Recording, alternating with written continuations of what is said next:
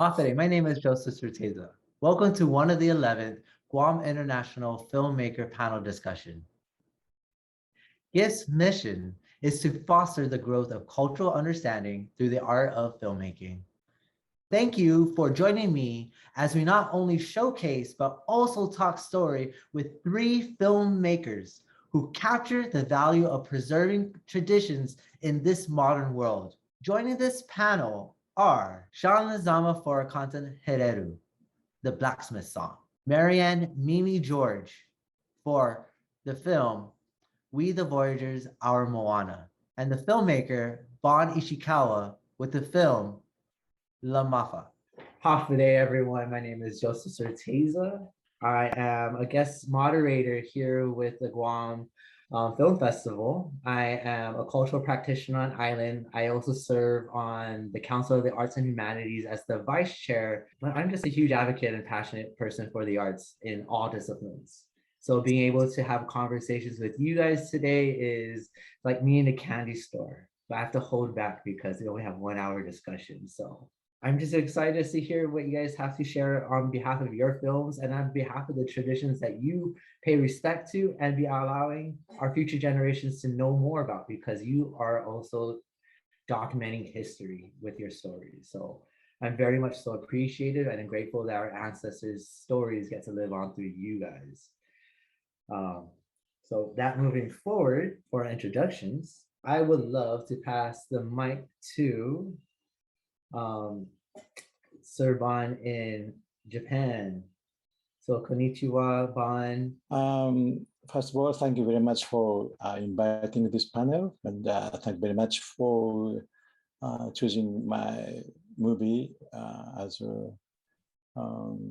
finalist, as a final movie.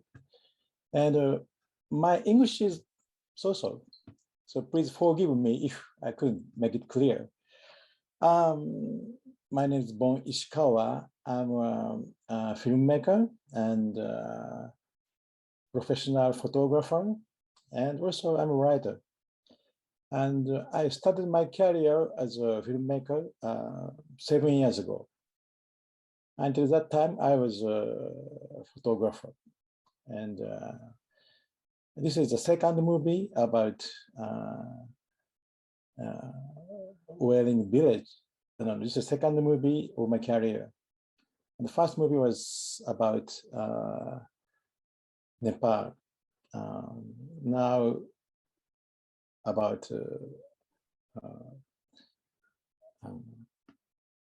Indonesia. And this movie is about small whaling village in Indonesia.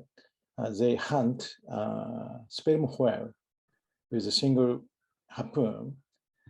They jump on a whale to feed poor local villagers. And actually, I went to the village in 1991 at first. And this is I made this movie, for 30 years, in a sense. Anyway, okay. Gozaimasu for sharing a little brief intro of you, Bon. I really appreciate hearing that. Next, I'd like to pass the mic to Miss Marianne. And please introduce yourself and please give us a little insert about your film. Thank you. Thank you for welcoming me and the film. It's an honor to be with you all. I'm a sailor and I was an art student until I switched to cultural anthropology. And the reason I switched was because I realized that maybe I could contribute to the efforts of people who use ancestral voyaging or of ancestral voyaging cultures to be able to perpetuate that. pass it to youth, and so, you know, and survive. So that's how that was my mindset and motivation in 1993 when I arrived in Taumako. Making a film was not my idea. I didn't propose it. It was not something I planned to do. It was something that the paramount chief at Taumako asked for help with. And so it was part of a project that he and the other elders had been hoping to get started for about 16 years since they built the last voyaging canoe. And they needed a little help from the outside because they weren't getting any help from the government or anybody else. And traditionally they need orders from the outside. And they knew David Lewis, who I went there with in 1993. So that's how it got started. As I wanted to be helpful in this project, and that was one of the things he asked, was that his children, his grandchildren, would learn to use the cameras and a film would be made. Ooh, I like that sound. She asked the children to use the cameras for a film to be made. I like that. That's a nice way to end your introduction. So yeah, Sean, please introduce yourself and tell us a little bit about your film. Okay, hi. Thank you, first of all, for inviting me to this panel.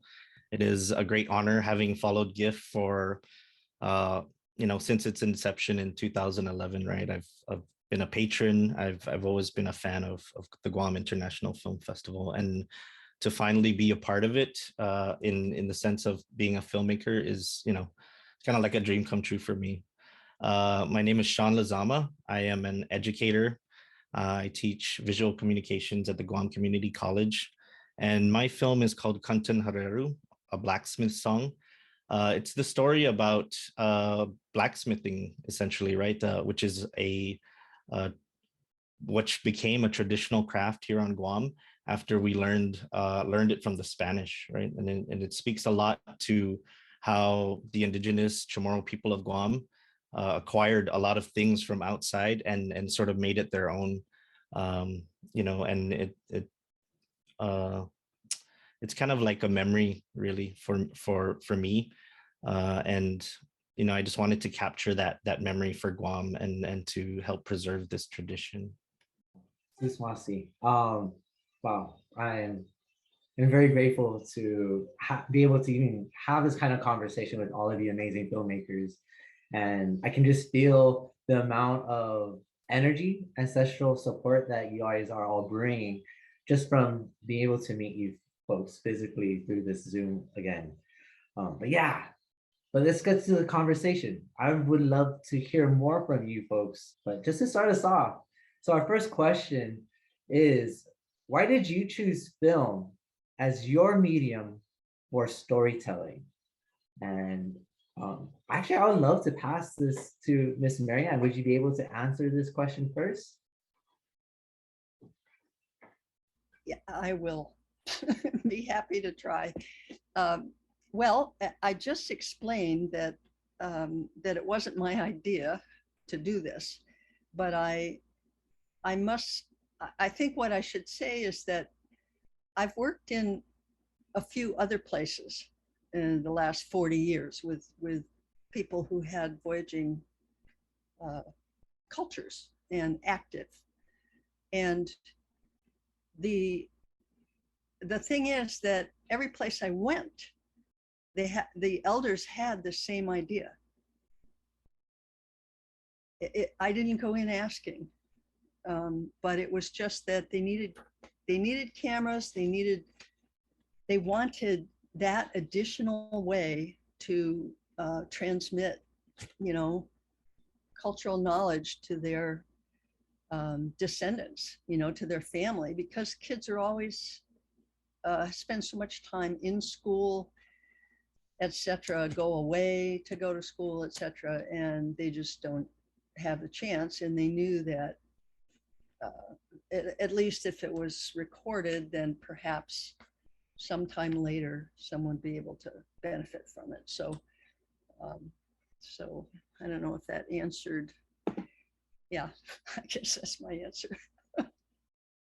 Actually, it's quite beautiful just to know that, to tell stories through film was something that was asked of, something that was in a way gifted. Can you do this and support us? I think that's an honor. And in cultural respect, I think, yeah, it's an honor to be a part of it and to support that. So It kind of made me suspect as an anthropologist in my field, but yeah, that's even these people who had never seen a camera, they somehow asked for it, somehow knew about it and wanted it. Yeah. So as a photographer, I'm going to pass the torch to Bon now. Yeah, actually, I have already written a nonfiction novel about the whaling village. I also published a photo book on the village, actually 20 years ago. But there is a reason that I must make a film now. I first visited the village in 1991 as a photographer. I was a National Geographic style photographer at that time. I go everywhere if there is anything interesting. I found that village is very interesting. I spent 7 years completing the photo story and published a photo book called The Last Whale Hunters of Indonesia. I also made a TV documentary at the time. And so I spent 7 years and I visited the village 2010 for writing a nonfiction novel, because the detail of the whaling and boat building, lifestyle, belief is fascinating. But at that time, whaling village was at stake because anti-whaling organizations tried to stop whale hunting. And instead, they introduced net fishing. They also tried to introduce whale watching, which is nonsense, I think. Anyway, so young people, young fishermen started net fishing. And if they do it at night, then they cannot participate in whale hunting, which begins early in the morning. So virtually whaling is not functioning at the time. And an old fisherman asked me to show the TV program which I made and photo books which also I made to the young fishermen. He wanted to show the good old time the villagers were united to hunt whales, to feed the whole village. Even widows and poor people can get share. So I was shocked that I do photography and writing to introduce unique culture to Japan and other countries, but not for themselves. And I can contribute to the local from the old generation to the newer generation. It was impressive. And I still remember that. And so in 2015, for some reason, I became a filmmaker.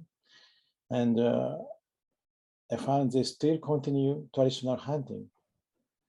And that is their identity, which must inherit by the future generation. But it seems it won't last long. Such a primitive whale hunting. So probably only the man who can record the variable culture deeply is only me, I think. So I decided to film this documentary movie for us and the local future generation. That is nice. Don't. How about for you, Sean? Why did you choose film as your medium for storytelling?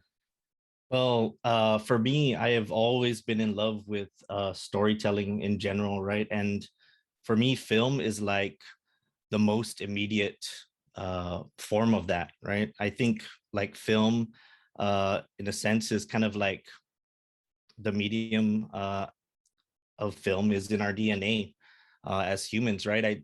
To me, it's like the closest thing that we can get to, sitting around a campfire and listening to the stories of our elders, right? And when you're sitting in that darkened theater and the lights are flickering, right? It even kind of mimics that old sense. So, and I knew that film was, uh, again, the immediacy of it was important to me, and I've always loved films, and so that's why I chose film to preserve this particular story.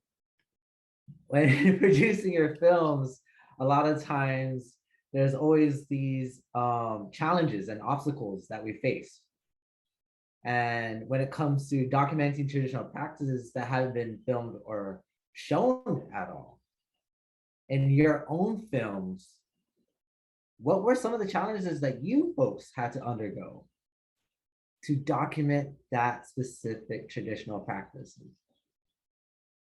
What were some of the obstacles or challenges that you folks faced when trying to document this story that you guys composed?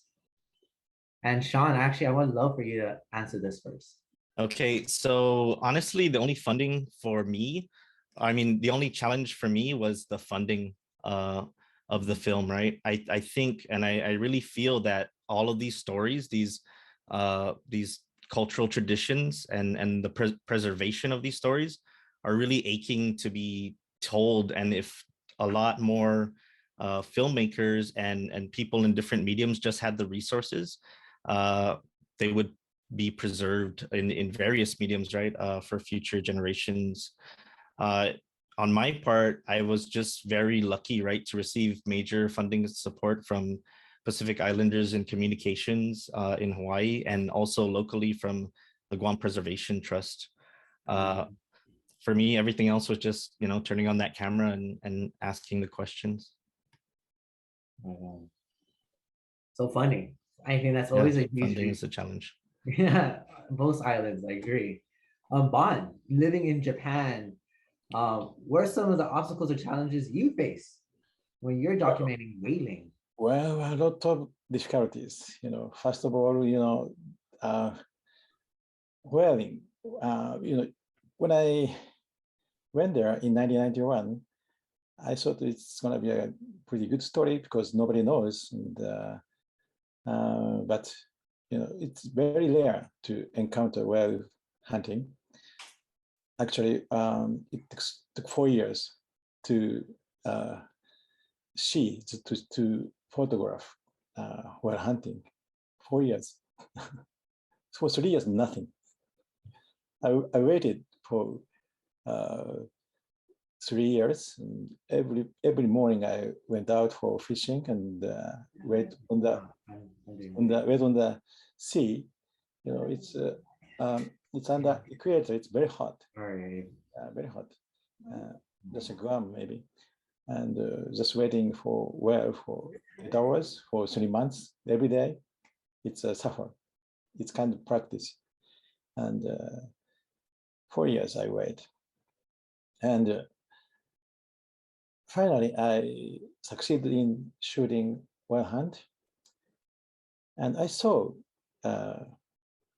some very shocking scene that the whale was crying very hard on the surface, and finally he was dead. He died. And I've been shooting for 4 years for human story, but I didn't shoot some stories under the sea. So I decided to do some underwater photography. I'm talking about photography. And it took another 3 years to shoot the story under the sea. It was very, very difficult challenge. There are many challenges, and also how can I say? there was a young man who died in film.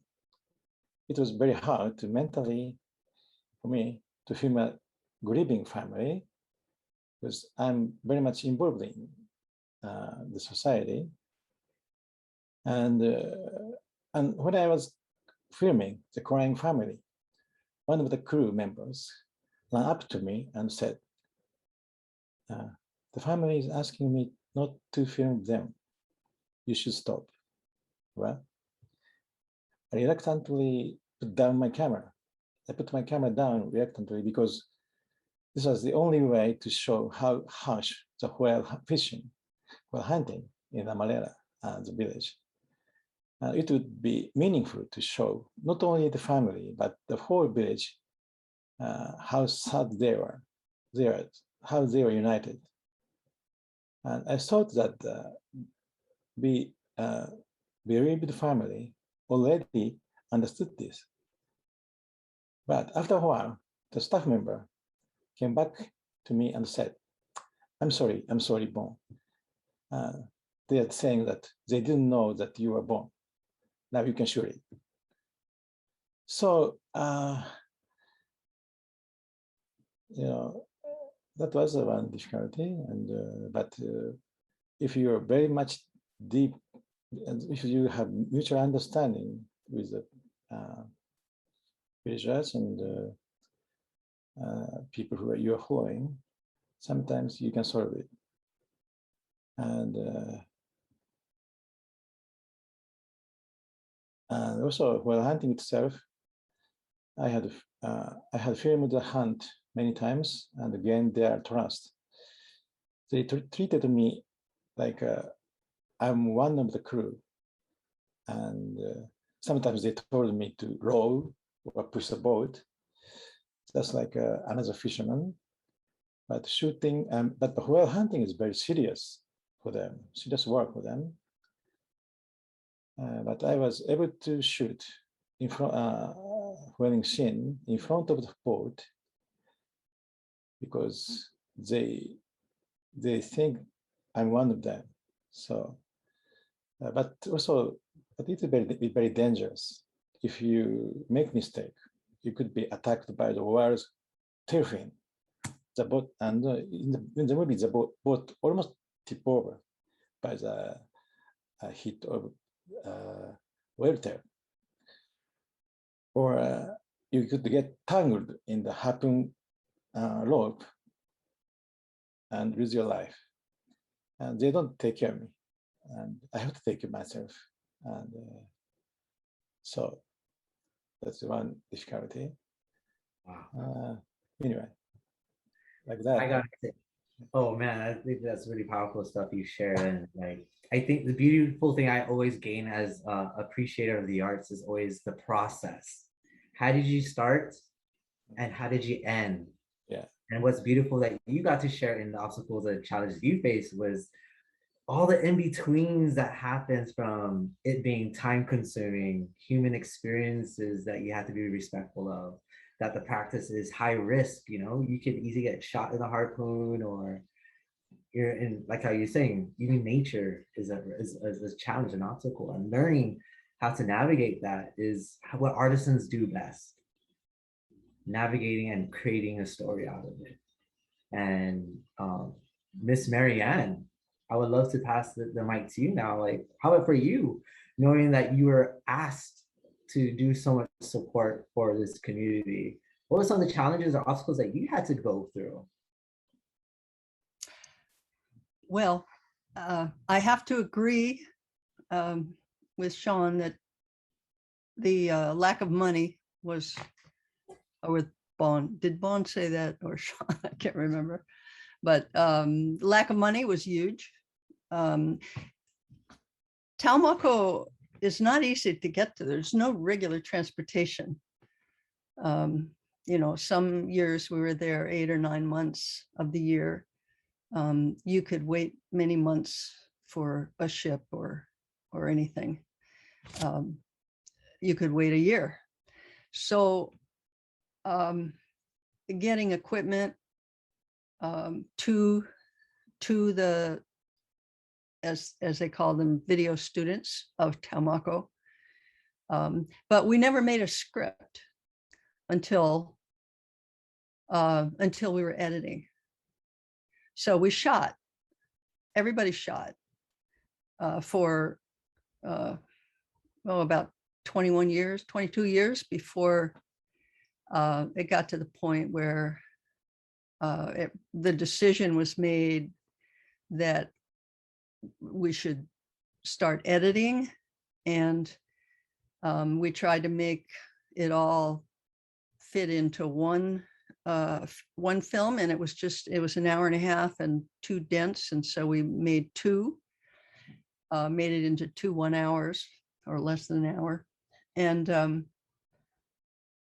the fact that, there was a learning curve because they hadn't seen or used cameras before, but that was really a small thing. It was really getting used to the idea of making up a story out of all the cultural life that was happening that needed to be recorded, that was directed by the old people who wanted, we want this recorded. We want this in it. So we got everything in it, and then really struggled to make film because we never made film before. Well, we also had to struggle with equipment breaking down and things like Well, that. yeah. Yeah. Okay. Equipment's like, I bet you everyone struggles with that. You need access to equipment, I bet. Is there anything else you guys would like to add? Well, it's not so much access. It's just that the technology is temperate zone. It's not adapted to low latitude marine climates. And so basically pretty much every camera we ever took out there, or every computer, it would last a few months and then it would just be useless. And of course, as Mimi said, with the transport problem, getting replacements was difficult. And in addition, of course, there is no electricity on Taumako, which means that we had to set up solar panel arrays to charge batteries. So the technical obstacles were really rather formidable. Cool. I think what's something that's great, we can actually go into our next question, especially from that comment. And so just as a quick housekeeping, just friendly reminder about just trying to keep our answers to 3 minutes. But yeah, I really like what you were saying. And just to bring everything to Taumako was just in of itself just a huge hurdle. But when it came to documenting the whole experience, what was it like undergoing the cultural protocols of the tradition that you guys were documenting and telling a story of? What was the experience of filming while respecting cultural protocols, is a better way to put it? But yeah, Miss Marianne, I would love for you folks to go ahead and continue that conversation. Well, I would say it was learning all the way. We had the advantage because they were driving it. They were saying, we want this, we want that. And I mean, some of it's quite familiar to us here in Hawaii. The cultural protocols, it's not like we were completely in the dark, like we didn't know, but it was stronger there. And it was, I'd say the problem came in when it was whether we were, as this went on for so many years, the question came in, okay, we're going to make a film, but is this film for the outside? Are you trying to make the outside aware of the fact that you exist, because there's been a denial that anybody Polynesian knew how to do all this stuff and was doing it still? Or is this for, your youth who speak the language, who were born and raised there, and for them to have an archive and a film that speaks to them. And the styles are completely different. And they wanted all of that, so we tried to make the film be, as all purpose as we could, and still, they made the decision, we want it in English first. Now we have 7 languages or 8, and and hopefully more will be made, but they wanted the English because they wanted the people outside to stop saying they didn't exist, and to understand that the knowledge is very important today for solving problems today. I like that. Great way to end that comment. But I would like to pass the mic to Bon. Knowing that you stated prior to in our other question that you became a part of the community. I think it's such an amazing experience. And I would love for you to give shed light more about that, actually.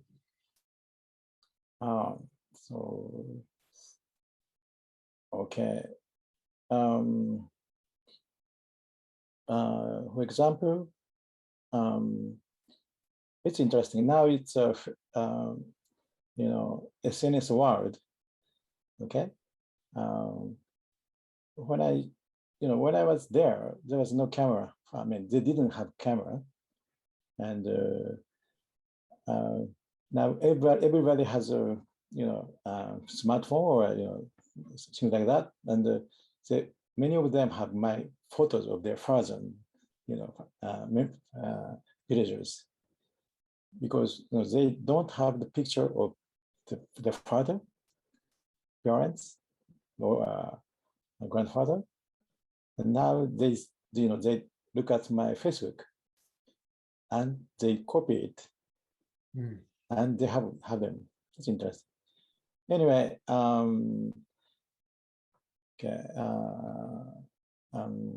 What can I say? There is one harpooner, very respected. He died because when he hunt whale, and he owned the whaling boat, and every 15 years they rebuilt such whaling boat, but his son cannot make the boat because lack of money. So I gave them some money to rebuild the whaling boat. There's a small money, like 50,000 yen. It's about $500 US.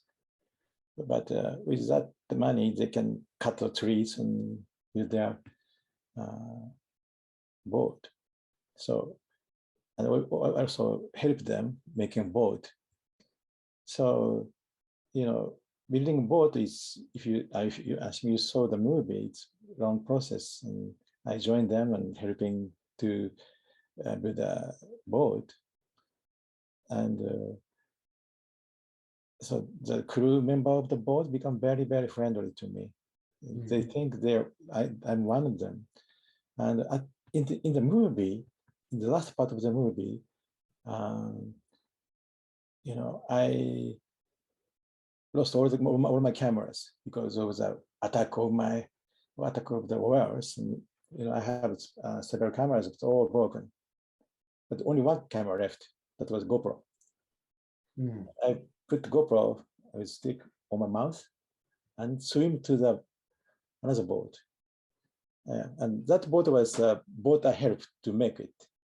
So they reluctantly, but they pulled me up and let me shoot the film. And,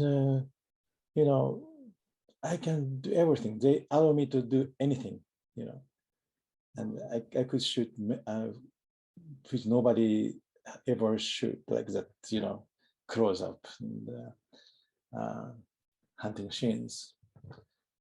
Yeah. So that's the kind of episode. Yeah. I like that a lot. I think when you're documenting other communities, being a part of the smaller things and being in the sweat with them Yeah. is such an amazing relationship builder between the artists and the people being documented. So Thank I you. really appreciate hearing that, Bon. Thank you. And Sean, what was your experience while filming? Yeah, what was the experience like for you while filming and understanding cultural protocols?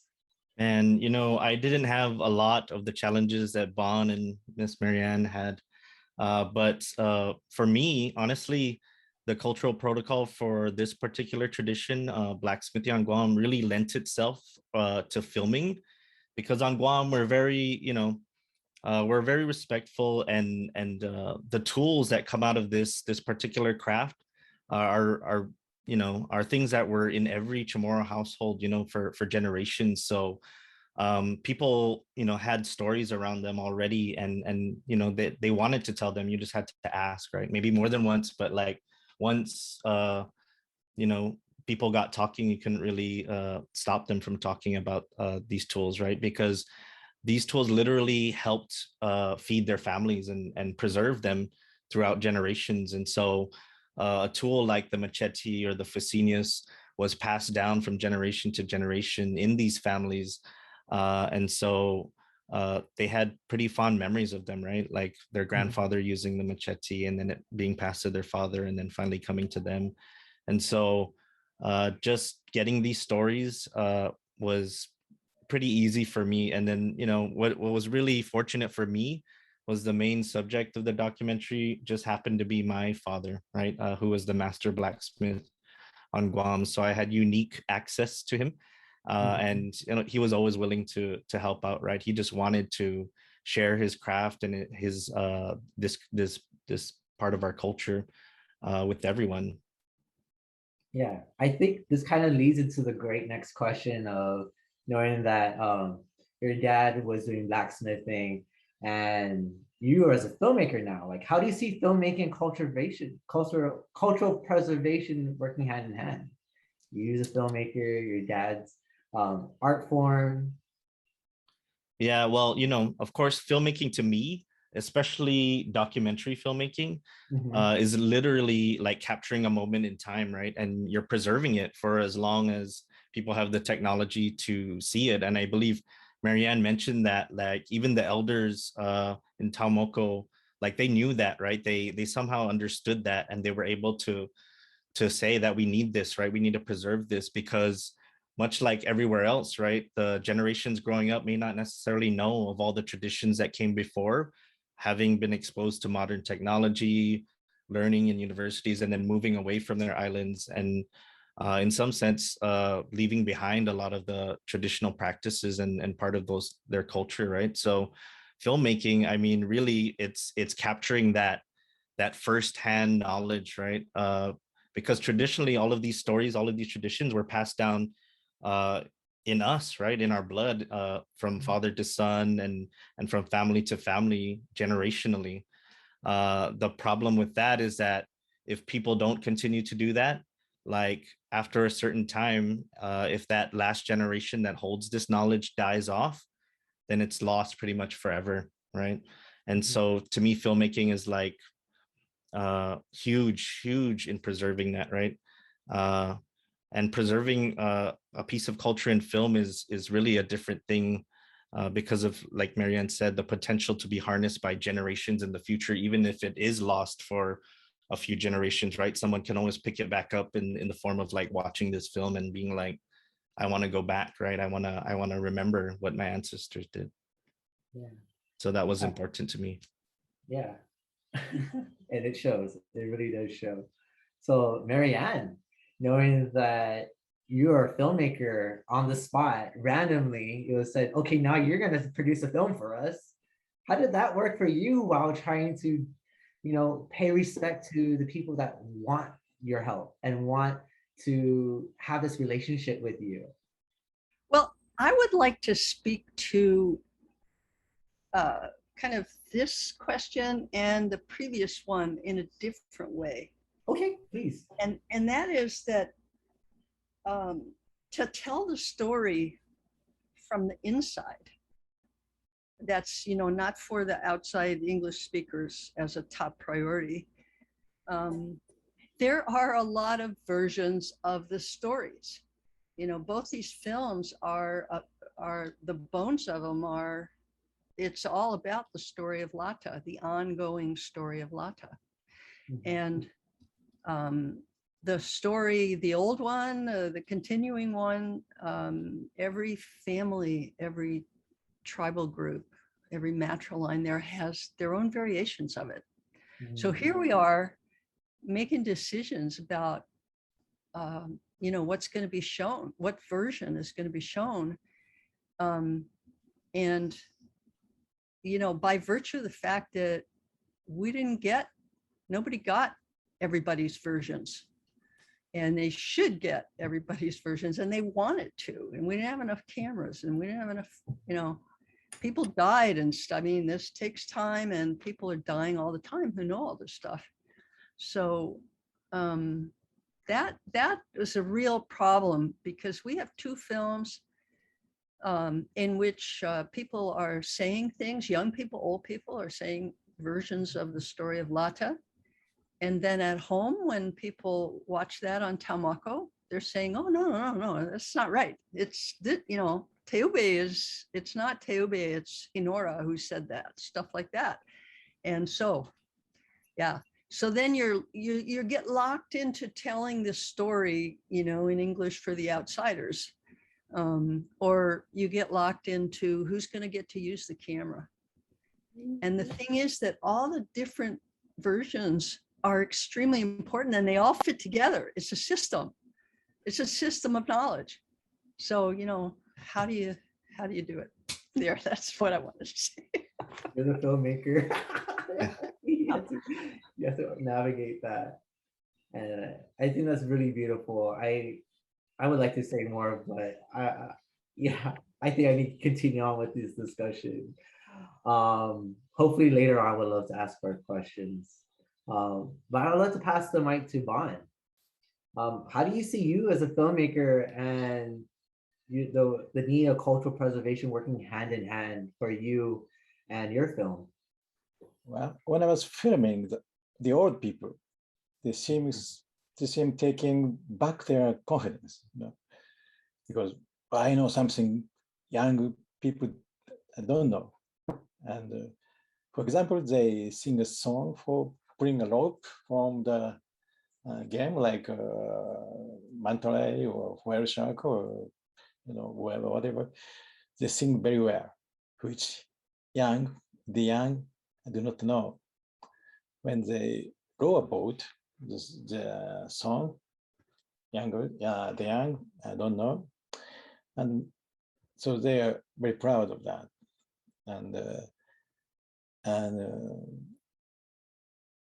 So the many old traditions, they show me with pride that encourages people to keep their practice. You know, it's a side effect. After I fulfilled my work, and so people will respect, like in Japan, we respect their whale hunters because they're brave and they keep the tradition and they have a good spirit. They got the confidence of their tradition back and try to keep it well. And I think the tradition would disappear sooner or later. But I can show them how they were, how great, how valuable their culture is. So in the future, it may contribute them to get confidence. And under globalization, many things changed, and many variable local culture being swept away. But in some sense, if I can stop it, if I can contribute to stop it, and they can keep the tradition and identity, that is my pleasure. Last question before the end of our session is, what advice can you offer to filmmakers especially those documenting their traditions or traditions of other cultures. I'll repeat the question one more time. What advice can you offer to filmmakers, especially those documenting their traditions or documenting traditions of other cultures? Me? Yeah, Bon, if you're willing to share your Oh, story. okay. All right. So respect and respect and respect it. And deep learning of culture, deep understanding of people. Take time as long as possible. Maybe I took too much, but anyway. And then the door will open and it will benefit you, not only your film, but also life of yourself. Thank you. Ooh, love that one. Sean, I'm passing the mic to you. So what advice would I offer to other filmmakers trying to capture cultural stories? I mean, the only advice I really have is if you feel the calling to capture a story, just do it and do it now. I mean, and do it. Don't wait, right? Don't wait to capture the stories in whatever form you can. Even though you're a filmmaker, if you have audio only, if you have pictures, start collecting, start gathering this material. Because these things are dying, right? With each generation, and as I said before, like when the last generation that dies with these firsthand accounts gets lost, it's pretty much lost forever, right? There's no reminding that, right? But if you capture and you just start now, even in whatever form, and put it out there, at least that much more will be preserved for the future. And Miss Marianne, ladies can have the really final quotes. Jeez. Well, can I say something? Yes. Okay. Do it. Hawaiians have a proverb which is common in many other cultures, and that says the way to learn is you watch with your eyes, listen with your ears, work with your hands, and shut your mouth. And that's it. The reason that Chief Kavea wanted his own young people to learn how to do documentary was that he knew what can happen when first worlders, who may be as well-intentioned as they possibly can, come into a community like Taumako. They bring their own emotional and mental baggage with them. And this often blinds them to what's going on. We had problems with a German public television crew, and to a lesser extent with a crew from BBC, that simply brought their own prejudices and imposed them upon the people, not paying attention to what's going on. And that would be my advice. Observe, listen, pay attention, and as the other filmmakers have said, respect. Also, one thing I need to add is that when you look at our film, if you watch the closing credits, you'll see that the largest list of names is of those that have passed on in the 25 years that the project has been going. And that tells a story right there about the need, as Sean has said, to get out there and record now. Get out there with your eyes, look, get out there and listen with your ears, and just do it. Yeah, nothing wrong with a GoPro. No, GoPros are great. Nothing wrong with a phone either. Phones are good. Phone. Yeah. Like true islanders, we're very resourceful. Do it. Sususmaasi, please visit the guamfilmfestival.org for more information about the festival and our schedule. On behalf of myself and this panel, I want to once again say Sususmaasi and goodbye.